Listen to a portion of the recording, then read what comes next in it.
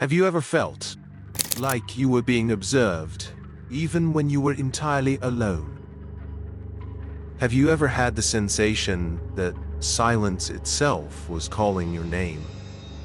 Softly, almost as if the wind conspired against your sanity. And that's why I must share what occurred. My name is Andre, and it all began on an ordinary weekend. At least it was meant to be. It was a Saturday in July, 2 years ago.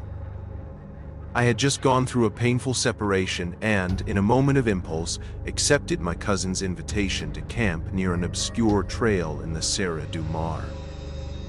The area was surrounded by thick forest, cut by icy streams and, according to the locals in the neighboring village, also by tales. Stories that no one told to completion. Our destination was an abandoned colonial graveyard, left to deteriorate since the early last century. The village surrounding it mysteriously disappeared during the 1940s after an inexplicable outbreak. Some said that the moss-covered crosses still held names wiped away by time. Others, that the cries of the forest belonged to spirits that never left that ground. We arrived around 4 in the afternoon. The sky had that leaden hue that precedes nightfall in the mountains. We set up the tent near a clearing. In the distance, the gravestones emerged from the mist like fangs of a famished mouth. I should have turned back at that instant. On the first night, we heard footsteps. Not animal footsteps. It wasn't 4 legs stepping on the ground. They were human. The type of steps that weigh, drag, pause, and restart.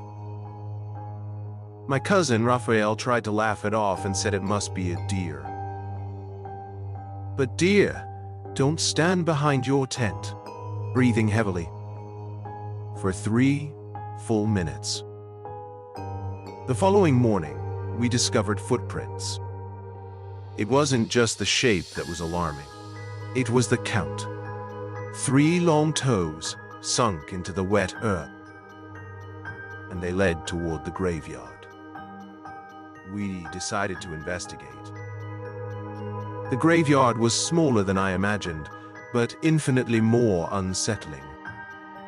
We crossed a twisted metal gate and were engulfed by a thick quiet. No birds sang inside. There was one tombstone in particular that drew my attention. A wooden cross split in half with claw marks on the trunk. "Did you hear the cries too?" Raphael whispered next to me. I hadn't heard anything. Until that night. It was shortly after midnight. A scream pierced the forest. It wasn't human, and nor was it completely animal. It was as if someone was being skinned alive and their torment echoed among the trees. We dashed out of the tent in terror, each holding a shaking flashlight.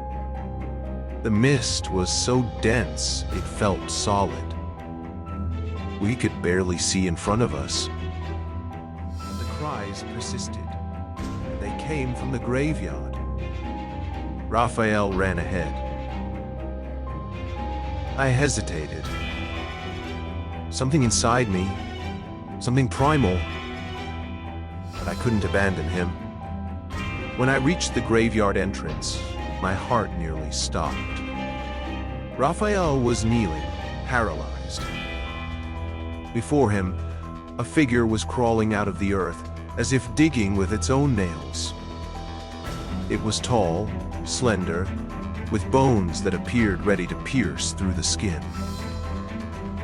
The eyes glowed with a dull red, like embers submerged in mud. The scream came from her. She turned to us and smiled. Not with lips, but with her skin unfurling like a decayed flower. We ran. And when I glanced back, Raphael was no longer with me. Firefighters never found my cousin's body. They said he got lost in the woods. But I know what I witnessed. I know what I heard. Sometimes on stormy nights I still hear that scream. Not in the forest, but here. Inside my mind. And the worst part, the last time I closed my eyes, I saw Raphael's face. But he wasn't pleading for help. He was smiling. Just like she smiled. So I ask you, if one day you hear screams coming from the forest, will you follow the sound, or will you run before it's too late?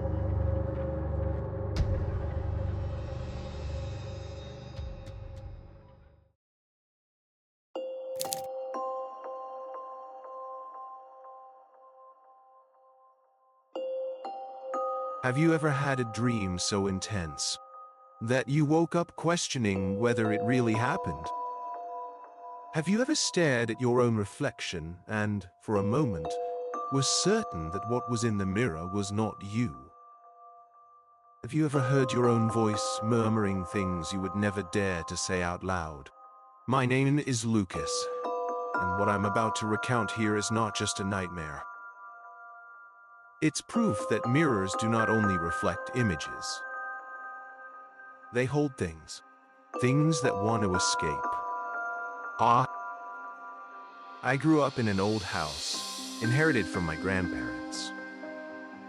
A colonial building in the interior of Minas, with a low roof, dark woodwork, and doors that seemed to moan with every breeze. The air inside had the smell of mold and old dust, as if the walls were holding memories that no one wanted to remember. And at the end of the hallway, hanging since I can remember, was an oval mirror, framed in bronze, darkened by time. My mother said it came from Europe, that it was a family heirloom.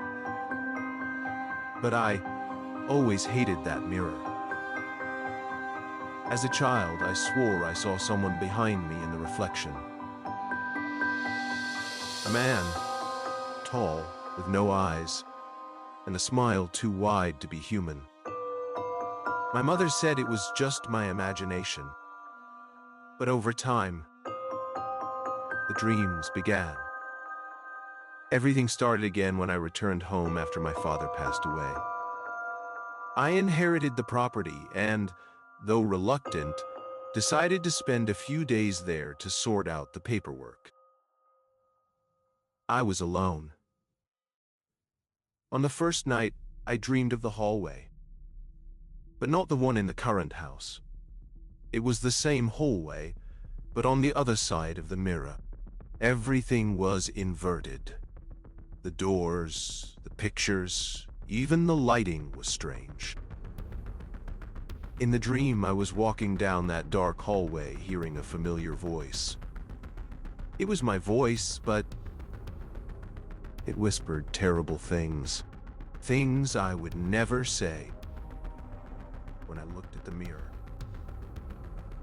I was on the other side. And the me that was here smiled. I woke up sweating, heart racing. And the worst?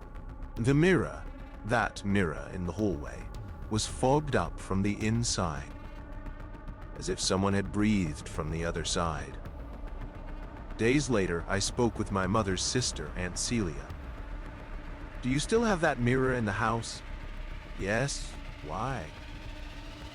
She told me that her father went insane, saying that the reflection was calling him, that it wanted to switch places with him. He stopped eating, stopped leaving the house. One night, he broke all the mirrors.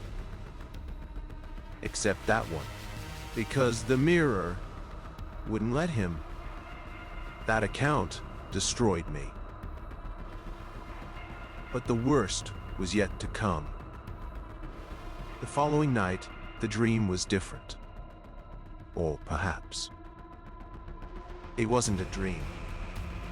I woke up in the middle of the night to a noise coming from the hallway. Steps, just like mine. I got up, trembling, and walked to the mirror. And what I saw was not my reflection. It was him. The other me. He was staring at me with an empty smile, eyes black as darkness, and blood dripping from his mouth. "You already know the truth, Lucas," he whispered from the other side. "Here's the real one. You are the reflection. You always have been." When I tried to run, the mirror shattered without me touching it. But the shards didn't fall to the ground.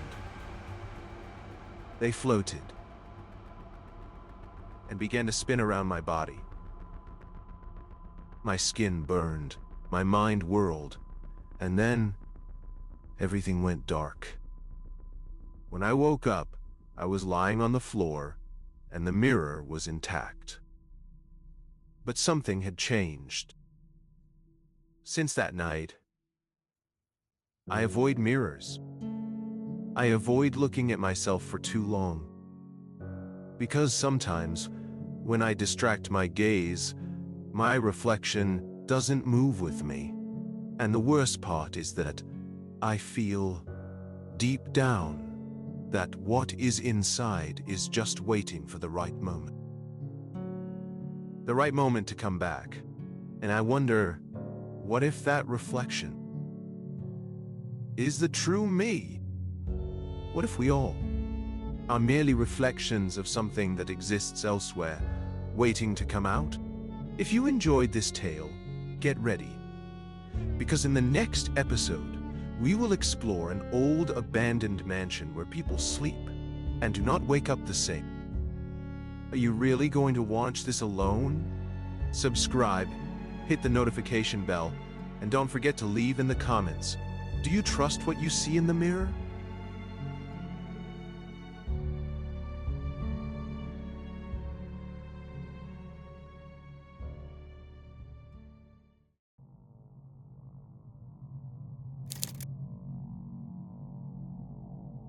Have you ever wandered through a cemetery at night? Have you ever felt the ground tremble beneath your feet, as if something or someone was trying to rise back to the surface? Have you ever heard a whisper coming from beneath the earth? I have, and what I heard that night was a cry for help. My name is Davy, and it all began 2 years ago on a quiet early morning where the air was too heavy to breathe, as if each breath dragged along a piece of death.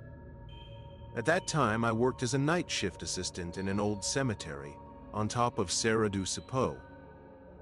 It was the kind of place where the graves seemed older than time, with crooked tombstones, carved gargoyles, and statues of angels with eyes dulled by erosion.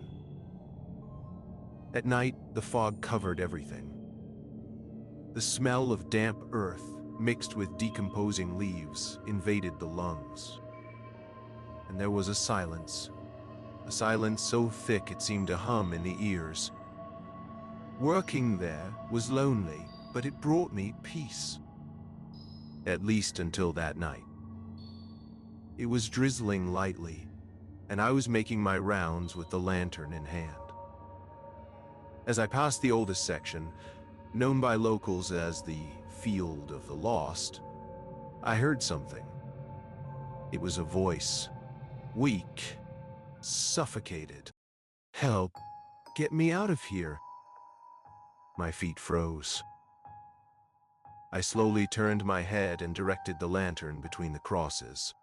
Nothing, just mist, wind, and stone. But then I heard it again. "Davy, please." My knees weakened. No one knew my name there. No one alive. I followed the sound, stumbling over roots and graves. And then I stopped in front of a gravestone. New. No more than 2 days old. It read, Clara Martins, 1998 to 23. Life is brief. Love is eternal. And even with the rain, the ground around the grave was dry. as if the earth refused to accept what was buried there. I rushed back to the cemetery office and called my supervisor. "Do you know this girl? Clara Martins?" "No." "Why?" "They buried her recently, but there's something strange." I heard a voice from her grave. Silence. Then he replied, with a grave tone. "Davi, no one has been buried this week. No authorized burial." The call dropped. The office light flickered. And then, the door creaked, slowly. On the threshold were muddy footprints. Small. Barefoot. As if someone had emerged from the ground and entered there. I fled to the field of the lost, trying to understand what was happening. My lantern flickered, and the wind seemed to scream among the graves. Until I saw a skeletal figure, pale, with a soaked and torn white dress. The hair clung to her face.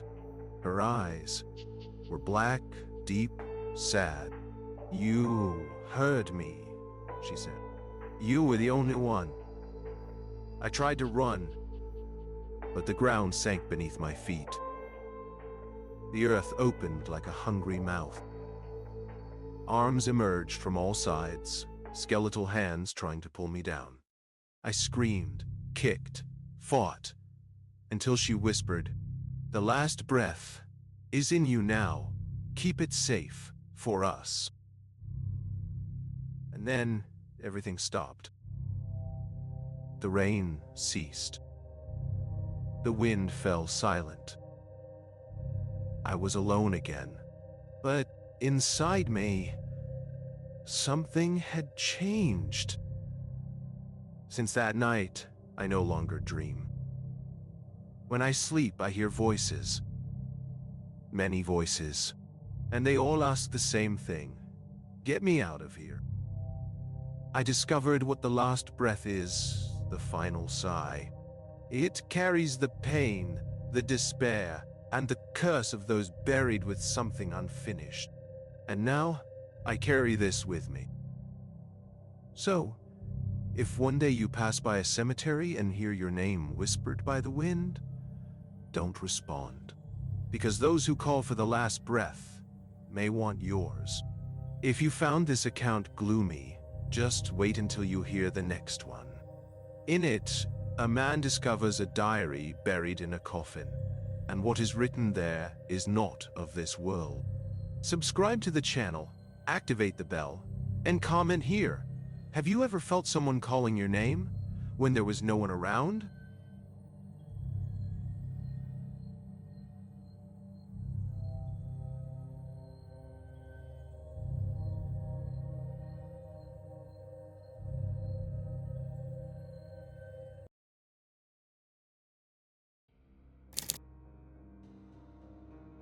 Have you ever felt like you were being watched, even when you were completely alone?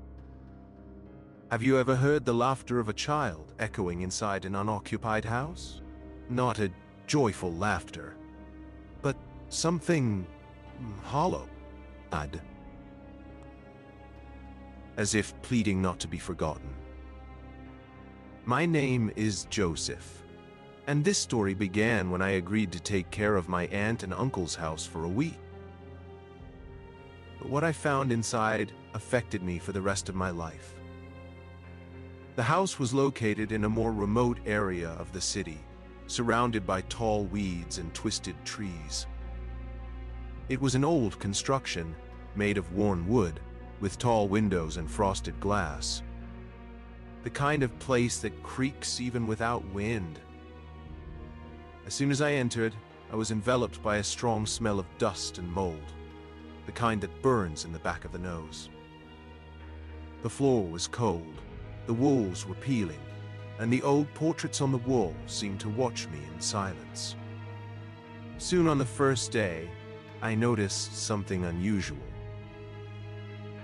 A cloth doll appeared in the hallway of the second floor. I don't have children. My aunt and uncle also don't have small kids. But there it was, sitting, as if someone had left it there, intentionally.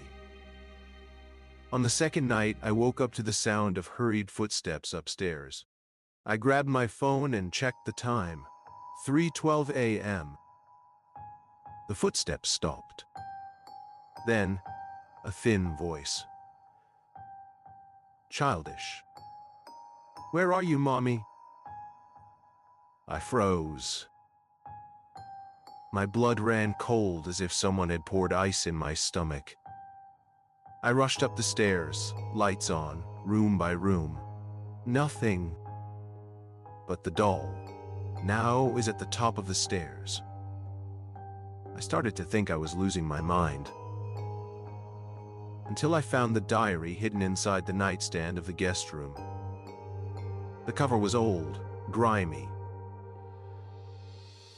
Inside, shaky letters from a child named Emma. She talked about dark nights, about a woman in a black dress who stood at the foot of the bed, and how she wanted to escape. The last page read, "Mommy is no longer Mommy. Now she watches me like the paintings watch." I told my best friend, Kaio. He laughed, of course. "You're seeing things. Being alone in a big house like this messes with your head. And the doll? And the voice? Just mouse noise? Cat? I don't know." But the next night, Kaio came to visit me. He slept on the sofa.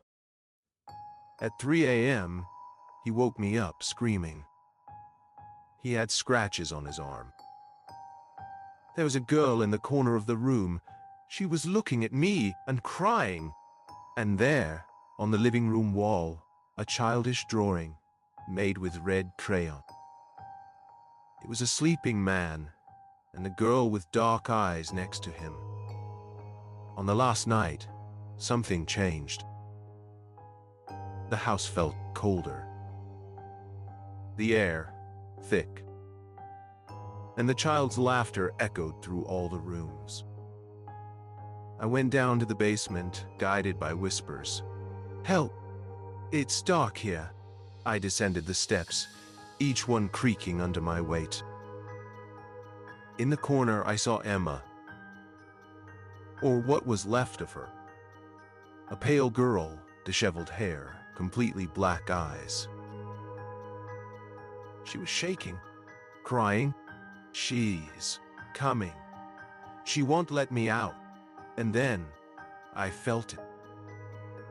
A smell of something burning. The light bulb burst. Darkness took over. And in the gloom, an adult voice, firm, cold, echoed behind me. "You shouldn't have found her." The house shook. The floor cracked. Screams. Child screams. Any dot. Lights flickering, pictures falling, dolls appearing in every corner. And among the flashes, the woman's face. No eyes, no mouth. Just an expression of hate. I ran, without looking back. Today, the house is closed. They put a fence around it. They say it's unstable, that it will collapse. But I know. She's alive. That woman is still there. And little Emma is still crying, waiting for someone to hear her. And you know what's worse? Sometimes when everything is silent, I still hear that thin voice next to me whispering, "Will you play with me now?" And if you've made it this far, it's because you can still sleep at night. Subscribe now and tell me in the comments. Have you ever heard the sound of a child when there was no one around? Perhaps she's just waiting for you to respond.